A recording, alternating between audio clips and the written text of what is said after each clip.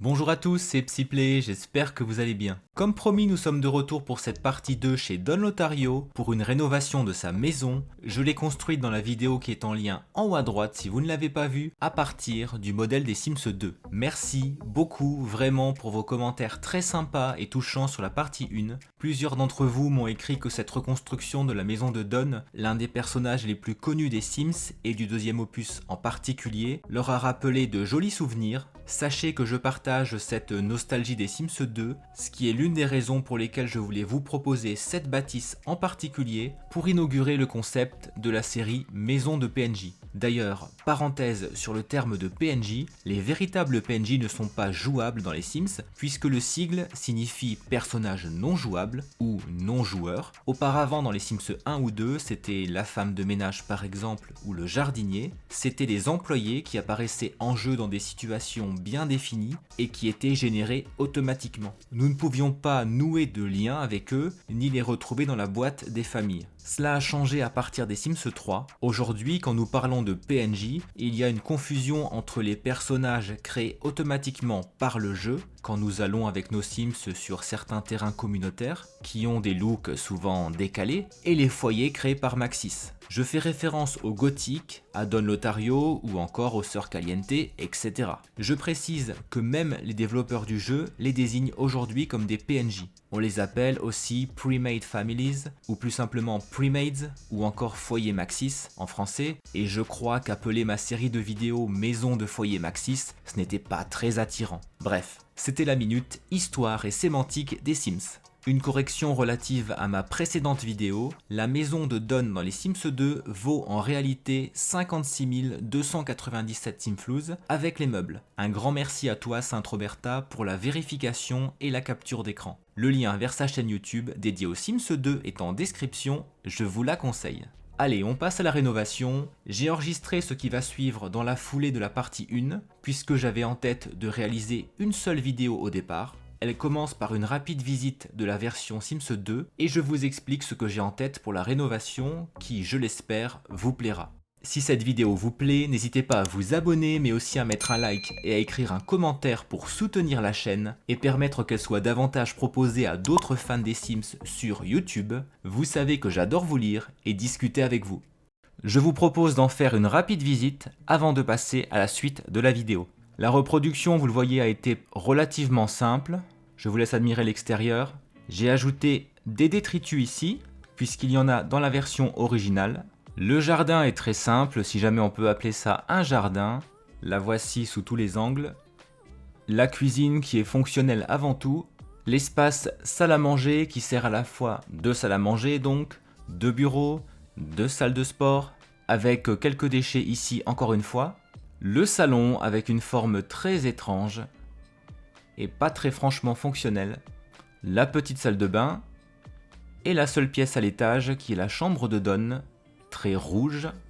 J'avais totalement oublié que dans les Sims 2 il y avait deux éventails au-dessus du lit, donc j'ai trouvé ces deux rouleaux peints suspendus qui viennent avec escapade enneigée et qui feront office d'éventail puisque je n'en ai pas trouvé. Vous le voyez, cette maison est relativement vide et c'est normal. Puisque c'est une maison de base, le but lorsque l'on joue avec un PNJ, c'est de le faire évoluer, de le faire avancer dans sa carrière, donc de gagner de l'argent et de redécorer la maison à son goût, de la transformer et même de déménager. Mais je trouve que les différents objets ressemblent bien à Don. On retrouve le rouge, on retrouve une sorte de chambre de l'amour, le jacuzzi, les appareils pour faire du sport, de quoi faire la fête. J'en reste là pour la version Sims 2. Vous pourrez bien sûr la retrouver dans la galerie avec mon idée et Psyplay. Et nous allons passer à la deuxième partie de cette vidéo, parce que je trouve qu'en rester là pour une maison aussi petite est un peu dommage. Donc nous allons passer à la rénovation de cette maison, pour qu'elle soit plus agréable, mais avec quelques contraintes, sinon c'est pas drôle. Et aussi parce que ça rajoute du challenge. Voici les contraintes, je vais d'abord garder la structure, car c'est une rénovation, et franchement, vu la forme actuelle de la maison, ça ne va pas être facile. Mon objectif est de la moderniser. Ensuite, elle devra toujours ressembler à Don Lotario, donc être moderne et peut-être un peu vintage aussi comme elle l'est actuellement. On devra pouvoir y faire la fête, faire des rencontres, faire du sport, et la couleur rouge devra toujours être présente. Pour ce qui est de l'observatoire, ici je ne sais pas si je vais le garder parce qu'il est très gros et je trouve qu'il a tendance à défigurer la maison. Même s'il fait partie de l'histoire de Dawn, on verra. Et enfin, dernière contrainte et pas des moindres, celle du budget. Mon but est de ne pas dépenser de simflouz supplémentaires. Donc je ne pourrai en dépenser qu'à partir de l'argent qui est actuellement en jeu. La maison coûte dans la galerie 43 318 simflouz. Je ne pourrai pas les dépasser. Donc ma seule possibilité est de vendre des meubles, des fenêtres, pour racheter autre chose. Je trouve que c'est une façon de faire qui est plus difficile, donc ça ajoute du challenge. C'est aussi plus réaliste, et puis ça permet de donner envie de jouer avec cette maison. Parce que si je crée la maison idéale de Dawn en ne me fixant aucun budget, évidemment elle sera très bien meublée, très bien décorée, mais auquel cas quel est l'intérêt de jouer en gameplay? À mon sens, aucun. On peut imaginer qu'elle sera améliorée par la suite. Alors je vais m'y atteler, ça va sans doute me prendre plusieurs heures, mais pour vous ce ne sera que quelques secondes. À tout de suite. Tada!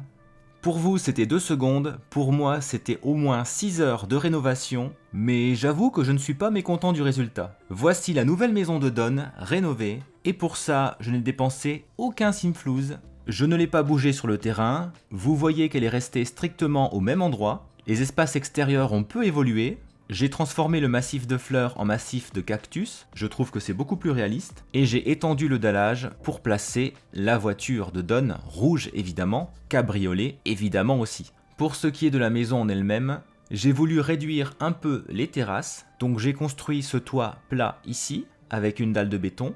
Je n'ai pas oublié de placer la climatisation, c'est essentiel vu le climat. Je trouvais qu'il y avait beaucoup trop de terrasses et que les différents espaces étaient un peu confus. D'ailleurs, pour l'orientation, le soleil arrive l'après-midi par ici, donc le toit plat permet de protéger du soleil. À la place des anciennes fenêtres, je suis allé chercher celle-ci de Moschino. Je trouve qu'elles fonctionnent très bien, qu'elles sont beaucoup plus modernes. Et ces petites fenêtres carrées qui viennent avec le jeu de base. Cette porte rouge, pour rappeler Dawn bien sûr, donne un côté loft à la maison. Pour ce qui est des terrasses, j'ai changé cette clôture, que je trouve un peu plus agréable et un peu vintage aussi. J'ai changé le bar, celui-ci a des petites lumières. J'ai aussi changé la porte pour qu'elle s'accorde mieux avec la façade. J'ai aussi modifié le sol car je l'avais laissé en béton. Vous voyez la capture d'écran après modification. D'ailleurs, en parlant de façade, j'ai voulu faire un étage en béton et un rez-de-chaussée plutôt en pierre apparente. Ce sont des matériaux qui permettent de bien absorber la chaleur, et notamment la chaleur du désert. C'est un peu sombre, ce n'est pas du tout ce que je fais d'habitude, ni en termes de style, ni en termes de matériaux, mais ça change, je trouve que c'est moderne, et que ça va bien à Dawn, et aussi à la forme générale de la maison. Sur la deuxième terrasse, la plus importante, Dawn pourra entretenir son bronzage, mais surtout accueillir ses conquêtes dans ce bain remous, un peu caché des regards, et c'est important quand même si je pense que Dawn n'est pas franchement pudique. Petit clin d'œil à la décoration japonisante avec cette lanterne. Voici la pièce de vie, et là le changement est flagrant, puisqu'il y avait auparavant une grande pièce ici, l'espace était coupé en deux, avec une salle de bain par ici. J'ai voulu à la fois faire des clins d'œil à la maison d'origine, la moderniser, mais en même temps garder ce côté vintage, que j'aime beaucoup, d'où ce travail sur les murs apparents en pierre à l'intérieur, et aussi ce lambris que l'on retrouve beaucoup. Je ne sais pas si je mettrai ça chez moi, mais je trouve que chez Dawn, ça fonctionne parfaitement. La cuisine est simple, à l'américaine, ouverte sur le reste de la pièce. C'est ce qu'il fallait je pense puisque la maison n'est pas très grande. J'ai gardé ce carrelage bicolore, et puis je l'ai travaillé sur les thèmes du noir, du marron, du bleu. Ces grilles apparentes ici sont le système de ventilation, je trouve que c'est plus réaliste. Quand on entre par ici, on accède directement à la pièce à vivre, avec de quoi poser ses vêtements, ses chaussures. La chaîne hi-fi est ici maintenant, les livres ici. Bon, je trouve franchement que la grande bibliothèque pour Dawn c'était un peu ridicule. Je ne l'imagine pas franchement lire du Victor Hugo tous les soirs. Le bureau est placé ici, ce n'est pas l'emplacement le plus fonctionnel, pratique et logique, c'est clair. Mais c'est assumé vu les espaces disponibles, et aussi parce que dans les maisons, tout n'est pas parfait, même si on le voudrait parfois. Le salon est très lumineux et agréable, avec un côté vintage. J'ai gardé la plante, la télé bien sûr. Le canapé est toujours jaune, je trouvais ça sympa comme clin d'œil. Voici très rapidement les toilettes, avec le papier toilette bien sûr, très simple. La petite salle de bain qui est avant tout fonctionnelle. la forme est plutôt originale, mais je trouve que placer cet espace avec cette forme ici, c'est un peu plus logique que laisser l'ancienne forme au salon. Évidemment, ce n'est pas la salle de bain parfaite, mais encore une fois, je la trouve assez réaliste, puisque dans les maisons, tout n'est jamais parfait, et je dois avouer que je l'aime bien. On monte à l'étage, et certains se disent « Mais Psyplay, tu nous montres pas la dernière pièce ?» Je vais le faire, c'est prévu, mais je garde ça pour la fin. Voici la nouvelle chambre de Don. J'ai gardé le portrait de Amber. J'ai changé le banc de musculation qui était beaucoup trop cher. Celui-ci est 3 fois moins cher, ça m'a permis de récupérer 2000 simflouz, et c'était franchement bienvenu. J'ai gardé le même lambris vintage, et alors cette moquette, franchement c'est une découverte qui vient de Au Restaurant. Je ne l'avais jamais vue dans cette couleur, et pour un côté 70s vintage, j'adore. Bon, encore une fois, je ne dis pas que je mettrai ça chez moi. Et voici le reste de la chambre de Don avec quelques vêtements qui traînent. Son lit que j'ai voulu changer, celui-ci était un peu moins cher et je trouve qu'avec les motifs, il est plutôt joli. Avec des draps rouges bien sûr. J'ai voulu garder ce rouleau peint d'inspiration japonaise. Don peut fermer les rideaux au cas où il ne serait pas seul, ce qui doit arriver assez souvent. De ce côté, il a son peignoir, ses produits pour le corps. J'ai gardé l'armoire de la précédente maison et surtout, j'ai changé le miroir, regardez. Lorsqu'il travaille ses muscles, Don peut s'admirer dans le miroir. Franchement, c'est parfait pour lui, non? Il peut aussi s'en servir lorsqu'il se change. Bon, vous aviez remarqué quelques objets un peu mystérieux, par exemple cet arbre à chat, cette caisse à litière, ou encore ici ce chemin de table fleuri, ce joli cake, cette gamelle pour chat. Franchement, ça ne ressemble pas beaucoup à Don Lotario, du moins pas tel qu'on le connaît. Vous savez que dans mes vidéos sur les PNJ, j'aime non seulement remonter aux sources, respecter leurs origines, mais parfois aussi modifier un petit quelque chose qui peut tout changer, et je peux vous dire que la vie de Don Lotario dans ma version sera beaucoup moins tranquille que le célibataire séducteur qu'a imaginé EA, puisque notre célibataire préféré n'est pas seul. On entre dans cette pièce. Ce n'est autre qu'une petite chambre au motif rose, donc plutôt féminin, et c'est bien sûr totalement assumé, un peignoir, un calendrier chat, et dans l'autre partie de la chambre, beaucoup d'objets en peu d'espace, un coin télé sur une vieille commode. Vous voyez qu'on a l'impression que ces meubles ne viennent pas de cette maison, et c'est normal, des chaussures de femme, un jouet pour chat, des ustensiles, du vernis pour se faire belle, une création d'enfant, tout un ensemble pour faire du repassage, et un tapis pour chat. À ce stade, il y a 2 possibilités. Vous l'avez compris, je pense, cette chambre est féminine. On pourrait penser que c'est la chambre de la copine de Don, mais ça ne serait absolument pas logique qu'elle ait une chambre séparée, donc on élimine. Cela pourrait être sa sœur, ou alors, cela pourrait être, et c'est beaucoup plus drôle, pour un célibataire qui voudrait vivre sa vie comme il l'entend, sa mère. Et oui, je vous le confirme, cette chambre est la chambre de la Mama Lotario, la mère de Don Lotario, qui malheureusement a dû déménager de sa maison. Elle n'a pu emporter que quelques meubles, et bien sûr il était impensable pour Don de laisser sa mère on ne sait où, donc il l'a accueillie à bras ouverts mais quand même un peu forcé, on va se le dire. Et pour l'instant, elle habite avec Don, elle s'occupe bien sûr de la maison, du ménage, du linge de son précieux fils unique, tout en gardant un œil attentif sur les multiples conquêtes de son fils bien sûr.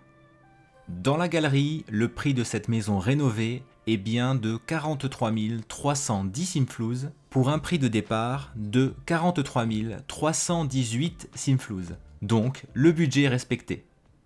J'espère que vous avez apprécié la visite. Pour ma part, j'ai beaucoup aimé faire cette rénovation et elle me donne envie de jouer avec Don dans cette maison. Je l'imagine déjà vivre avec sa mère et en termes de gameplay, franchement, je rigole par avance. J'aurai l'occasion de vous la présenter dans une prochaine vidéo et les 2 versions de la maison seront dans la galerie, la version Sims 2 et cette version rénovée.